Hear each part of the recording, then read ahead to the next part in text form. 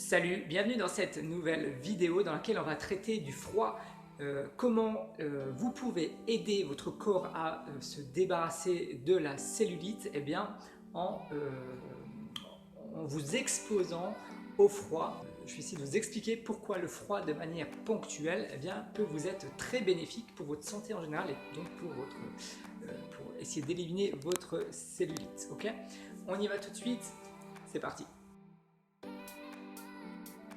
Avant cela, si vous voulez, ce n'est pas encore fait, votre bilan, votre test en ligne pour savoir où vous en êtes et dans quel domaine vous pouvez améliorer votre santé et donc réduire votre cellulite, je vous conseille d'aller faire le test en ligne en cliquant sur le lien qui doit être juste en dessous de cette vidéo.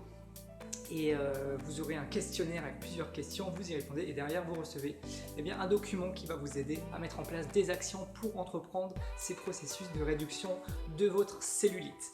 On y va pour le froid.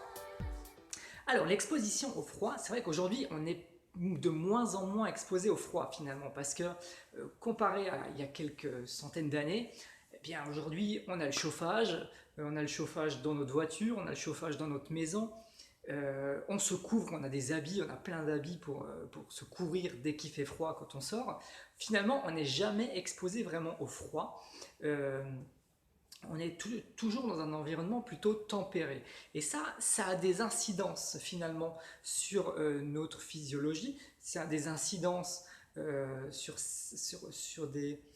sur l'expression de certains gènes, de certaines hormones, de certains neurones. Et tout cela, ça peut, en fin de compte, favoriser un peu l'apparition de cellulite. Alors, je vais m'expliquer pourquoi. En fait, quand vous êtes exposé à un stress comme le froid, vous allez produire ce qui s'appelle de la noradrénaline, qui est un peu une neurohormone qui va être produite. Et vous avez également ce qui s'appelle des colchoprotéines, qui sont un peu des protéines qui sont sécrétées dans le froid. Et quand vous allez vous exposer au froid, alors je répète, c'est de manière pas prolongée, c'est-à-dire ça va pas être une exposition au froid de manière prolongée, vous allez grelotter, vous allez être transitoire. D'accord? Comme d'habitude, dans tous les principes que je donne, que ce soit pour l'activité sportive, que ce soit pour l'exposition au froid, au chaud, pour l'alimentation, c'est toujours dans le cadre de sa capacité adaptative. D'accord? Si vous ne comprenez pas ce terme de capacité adaptative, j'ai fait d'autres vidéos, des articles à ce sujet, ou si vous faites le test en ligne, vous recevrez des mails à ce propos. Donc c'est toujours dans sa capacité adaptative, c'est-à-dire limite où on est dans l'inconfort, un petit inconfort. D'accord? Et donc cette noradrénaline, quand elle est sécrétée, elle va agir déjà sur le côté immunitaire, c'est-à-dire que vous allez diminuer certaines enzymes, certains gènes qui sont pro-inflammatoires. D'accord? Ça va les bloquer. Donc ça va agir sur le côté anti-inflammatoire déjà. Donc ça peut être intéressant, vous voyez, d'agir, de faire du froid. Alors, ça peut être des jets d'eau froide, ça peut être de la cryothérapie, ça peut être l'exposition directement dehors quand il fait froid. Ça va agir sur l'anti-inflammation des zones concernées. Si vous faites par exemple que des jets d'eau froide sur vos jambes, si vous avez de la cellulite sur vos fesses, sur vos cuisses, faites des jets d'eau froide sur ces zones du corps, ça va jouer un rôle d'anti-inflammation sur ces zones-là. De plus, ça va agir sur le collagène, c'est-à-dire qu'il y a une enzyme qui s'appelle le collagénase qui détruit un petit peu le collagène. Et vous savez peut-être que la baisse du collagène, le collagène qui se dégrade, ça peut agir sur la cellulite. La cellulite peut se former à cause d'une dégradation du collagène. Et donc, il y a ce qui agit sur cette dégradation du collagène, ça s'appelle le collagénase. Et donc, la noradrénaline qui est produite par l'exposition au froid, en tout cas, notamment, elle va bloquer un peu cette collagénase, donc qui va aider à éviter la dégradation du collagène. Deuxième chose également, dans les bénéfices de l'exposition au froid, ça va être, et ça va intéresser beaucoup de monde, ça va être sur la perte de masse grasse. oui, on peut effectivement eh bien, aider le corps à élever son métabolisme, donc à perdre finalement du poids sur le long terme, eh bien, en s'exposant au froid. Pourquoi? Parce que cette noradrénaline, elle va... alors je vais pas expliquer toutes les étapes en détail, mais je vais aller directement à l'essentiel pour que ce soit plus simple et plus compréhensible. Bon, on a deux types de graisse finalement dans le corps. On a de la graisse blanche, mais on a aussi de la graisse brune. Et la différence, c'est que la graisse blanche est une graisse un peu, comment je pourrais dire, inactive un peu. Et on a de la graisse brune, eh bien, qui elle en gros, peut produire de l'énergie. Donc cette graisse brune, elle peut élever votre métabolisme et elle peut produire de la chaleur, de l'énergie.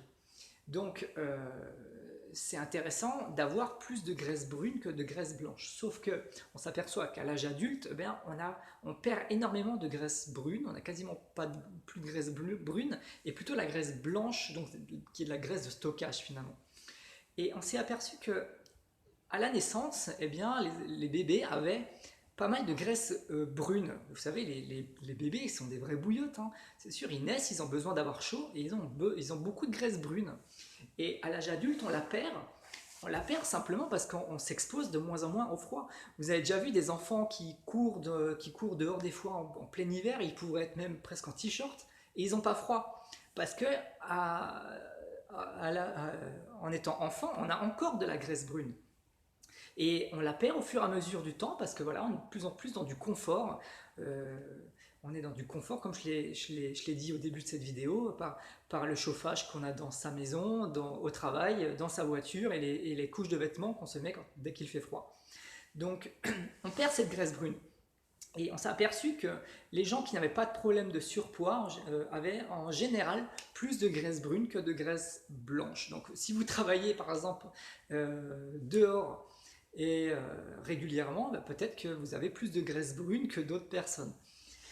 Donc ça peut être un facteur qui va vous aider à réduire votre masse grasse, à perdre du poids, à brûler plus d'énergie, simplement en vous exposant au froid. Je ne dis pas que ça va être l'unique solution et que ça va marcher pour tout le monde de juste se mettre au froid, de juste s'exposer au froid, mais ça peut en faire partie, ça fait partie des actions que vous pouvez mettre en place eh bien, pour brûler du gras et donc pour réduire votre cellulite également. Et enfin, dernière chose, c'est que c'est au niveau des antioxydants, le froid, eh bien, ça va agir sur des enzymes antioxydants. Vous savez, vos cellules produisent de l'énergie, mais elles produisent des déchets aussi. Et on a notamment des déchets qui sont...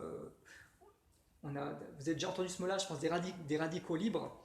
Alors, c'est pas grave de produire des déchets, que vos cellules produisent des déchets, c'est pas grave. Mais si on a trop, eh bien, après, la cellule ne sait plus comment les traiter. Si elle est submergée de déchets, et si en plus de ça vous lui apportez pas les bons nutriments, que vous oxygénez mal, eh bien votre cellule ne peut plus gérer les déchets et les déchets s'accumulent. Le froid eh bien, peut permettre en tout cas de régénérer un peu vos cellules de cette façon. Et donc le froid va vous aider parce qu'elle va produire des enzymes qui vont faire le ménage dans vos cellules en fait, qui vont aider au nettoyage intérieur de la cellule. Donc vous voyez que l'exposition au froid eh bien, peut avoir des vertus, vraiment. Pour moi, ça fait partie des actions vraiment à mettre en place plus régulièrement, comme je l'ai dit, dans le cadre de votre capacité d'adaptation. Alors, ça peut être par des jets d'eau froide, par de la cryothérapie. Il existe des centres maintenant qui utilisent ce mode, ce fonctionnement. L'exposition au froid dehors, quand vous êtes, ou même chez vous, essayez de vous découvrir un peu et de sentir un léger inconfort. En gros, c'est ça.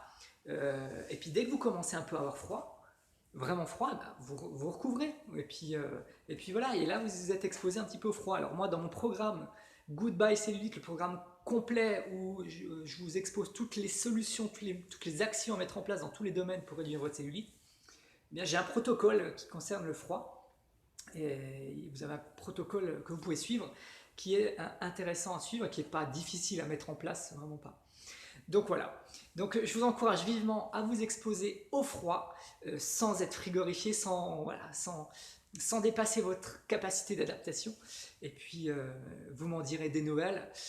Et vous verrez que, dernière chose que j'ai oublié de mentionner, c'est que vous allez tolérer plus facilement le froid. Aujourd'hui, beaucoup de personnes ne tolèrent plus le froid, sont tout de suite obligées de se courir en froid tout le temps. Eh bien, s'exposer au froid plus régulièrement va vous aider à mieux, eh bien, mieux tolérer le froid. Voilà pour cette vidéo. On se retrouve bientôt pour de nouvelles astuces anti-cellulite. Et n'oublie pas le test à réaliser en cliquant sur le lien juste en dessous, c'est gratuit. Je vous dis à bientôt, salut!